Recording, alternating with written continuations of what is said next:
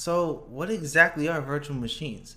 So, virtual machines are exactly what they sound like, machines that are running virtually on your computer. Now, with this technology, you can pretty much run a virtual machine with any operating system, no matter what operating system your computer is running.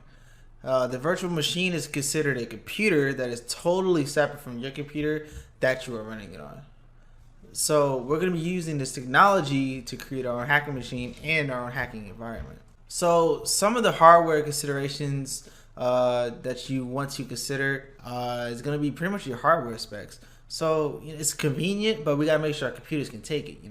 So I recommend the following specs at a minimum. For your computer to run multiple virtual machines comfortably without too much lag and just slowing your computer down. It's just going to be annoying and hard to hack. So first, you want to make sure that your hard drive has at least 20% of its storage available. And this is because I've seen with my own hard drive that when the space gets really, really low, it starts to run extremely slow. And that's really bad. Then you just have to start deleting stuff, and then it's just gonna fill back up, and then it's slow again. It's annoying. So preferably, start with a hard disk that has maybe 20% plus, storage available, and preferably it would be a solid state drive. But the hard disk drives work as well, but I like to see solid state drives. I literally put my laptop used to be so slow, then I put an SSD in it, and it's like a brand new 2020 computer pretty much, and this computer is like 4 years old.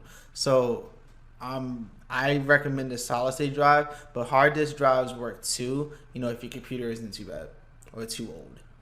So you also want to make sure that you have at least 8 GB of RAM. But the more RAM that you have, the better off you're gonna be. I personally have 16 gigabytes of RAM in my laptop. You could do more, you could do the same, you could do 12, but 8 is probably going to be the minimum because we're going to be doing a lot. We're going to put a lot of strain on our laptops, all right, or on our desktop computers. So how exactly do we run virtual machines on a computer? So to run the virtual machines, you're going to need a virtual machine player. And for this course, we're going to be using something called VirtualBox because you can run it on Windows, Mac, and even Linux. It's very versatile.